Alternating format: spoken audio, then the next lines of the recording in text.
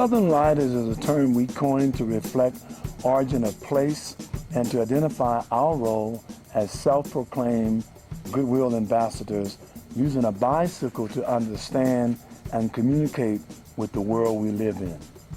As African American men from the South, we chose a bicycle as our vehicle as it would not isolate us from the people or the environment. Through it, we found adventure and a spirit that dwells in all humanity. Bicycling's popularity was at its height in the United States during the 1990s. This video shows what two African American men were doing on bicycles at that time. We hope our experience will encourage others to come forward with the bicycle stories locally and nationally. Through narration and photographs, we hope the audience will learn a little more about time and a place regarding a people and its cultural celebration. We're looking back and going forward. The preparation of our bicycle tours is based on the development of a proposal that we put together that contains our resumes, information about who we are, what we do, and how we do it. And at the time of the construction of this proposal, both Jesse and I were educators in the San Francisco Bay Area. We selected each country for our trips through a random process of throwing a dart at a world map on the wall and then forming consensus on the place to be visited. Once a place is selected, our research begins, and it includes information on the area's history, people, culture, religion, challenges, and opportunities. The proposal includes the purpose of our visit, our needs, proposed activities, intent to share our lived and learned experiences, and finally, our cycling program. The goals of all our trips were: 1, to enhance international, cultural, and educational understanding through networking. 2, in this case, it was to facilitate dialogue between Brazil and the African American community related to education, art, travel, and economics. 3, to facilitate exchange of travel and information in areas of education and culture. To broaden our understanding of the educational and cultural systems in various Brazilian states. And 5, to promote economic awareness among the citizens of Brazil and the African American community. As was the case with Brazil, we forwarded a formal proposal including our resumes and experiences in cycling.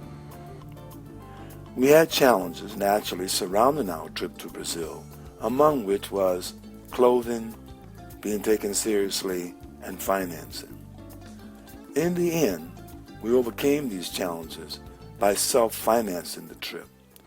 Thus, the Brazilian cycle tour of 1993 became a reality.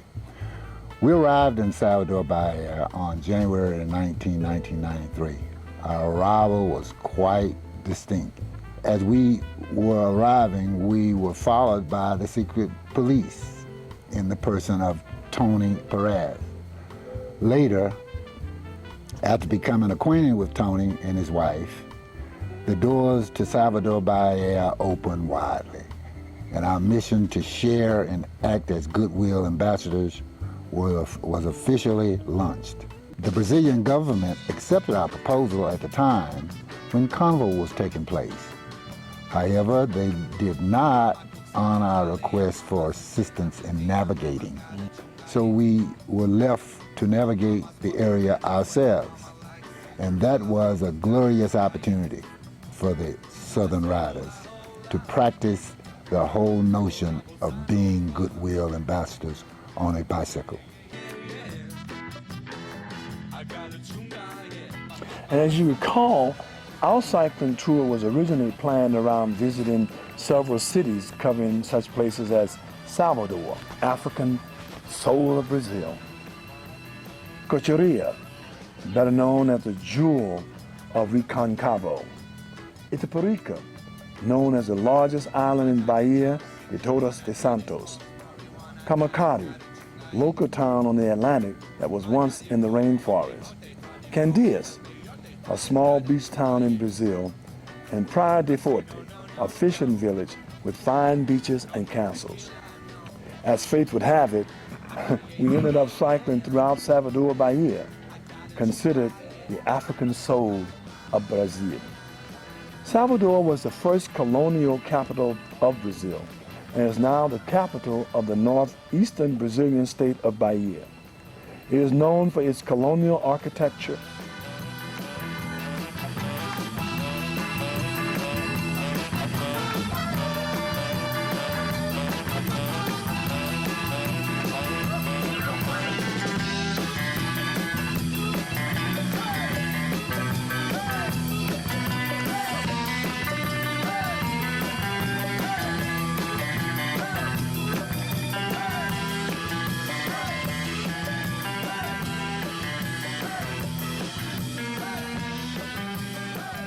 Salvador is also Brazil's capital of happiness because of its easygoing population, popular outdoor parties, and its street carnival. Salvador is the center of Afro-Brazilian culture. In 1993, the population was 62.83% brown, known as multiracial people, and 16% were black. As the chief locus of the early Brazilian slave trade, Bahia is believed to possess the most distinct African imprint in terms of culture and custom in Brazil. The ancestral population, according to the DNA of Bahia, is 49% African. The population is directly descendant from African slaves who were Yoruba, Nigerian, Ghanaians, Togolese, and Beninans. As we rode around on our bicycles throughout those 8 days, we tasted the local foods, drowned in the local drinks, and became one with Bahia. Our friendships grew and expanded in ways that made us feel connected, appreciated, and wanted in the community. Mm-hmm. Indeed, Bahia's reputation as a place of friendliness, excellent cuisine, and easygoing lifestyle is all true. Vem comigo, vem cantar. A festa do folclore já vai começar. Na cidade baixa pega a estação. Entre no trem, o futuro vem. O passado vai, o passado vem, o futuro vai.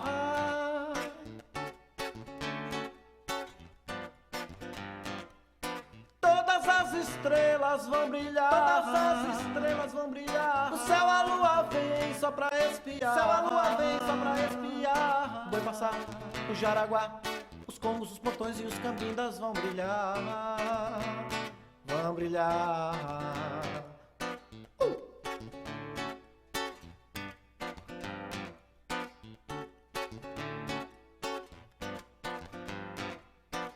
Roda de coco vai formar, volta e meia se andar, cavalo marinho vai se apresentar, lá vem o boi. It is said that Brazil comes alive during carnival time, and more importantly, it's believed that Salvador Bahia represents the soul of carnival. And by all standards, we would concur, as it is a time for mask and illusion, and also a time when desires are expressed openly, decked out in costumes and penciled for a moment on lips and eyes. Carnival was originally a Catholic festival lasting for 3 to 5 days just prior, for 40 days of Lent, which precedes Easter. One of the most distinctive things about Carnival, as we discovered, were the blocos. The world-famous Carnival celebration is centered around a huge parade down the main street of Salvador, and everyone participates. The trio electricos are arguably the most important elements of this whole experience. Trio electricos are slow-moving trucks with giant speakers and with singers and bands performing on top of the trucks.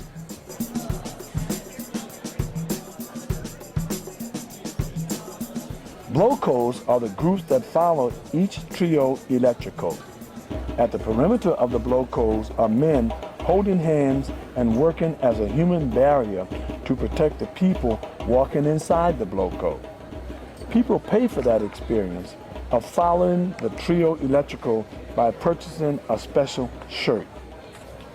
As you will note, people in colorful costumes, painted faces, and outstanding masks crowd the streets. Sensuous movements, expressive behavior, and a love of life characterize communal joy in a celebration of humanity.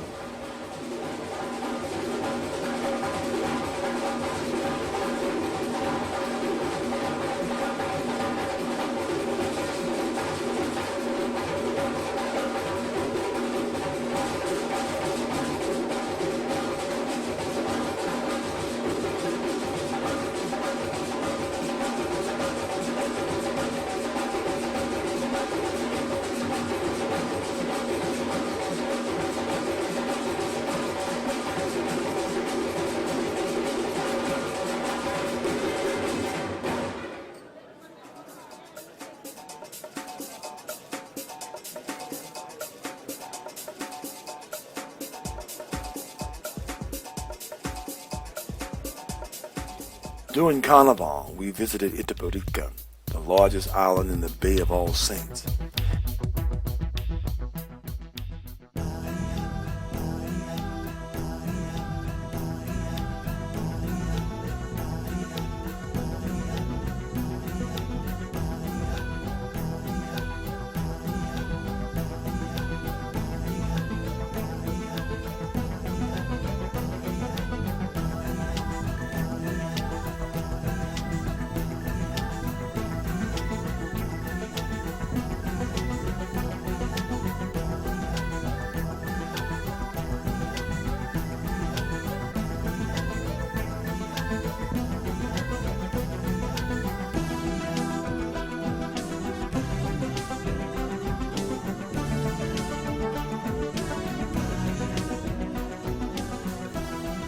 Itaparica. And there, the celebration of Carnival continues, with figures moving in and out of the community. Some would consider them devil figures, stirring mischief throughout the community.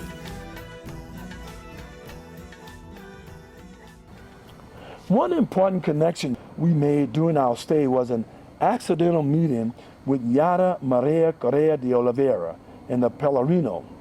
She was the first African-Brazilian artist of renowned stature. She invited us to her home for dinner and to meet her husband and her children. It was really there, that we saw the unfolding of life through the eyes of a Brazilian artist. Here she captured the soul of Brazil through expressive art. And as she would say, this is Brazil, my Bahia. We learned a great deal about the educational system and its discriminatory practices that excluded blacks from achieving higher levels of education. We learned about the displacement of thousands of blacks for the development of the Pelourinho. And we also discovered that discrimination in Brazil, unfortunately even today, is alive and well based on color and status. Our original proposal to act as U.S. Goodwill Ambassador had its crowning moment through an invitation to appear on Bahia's local radio and television stations.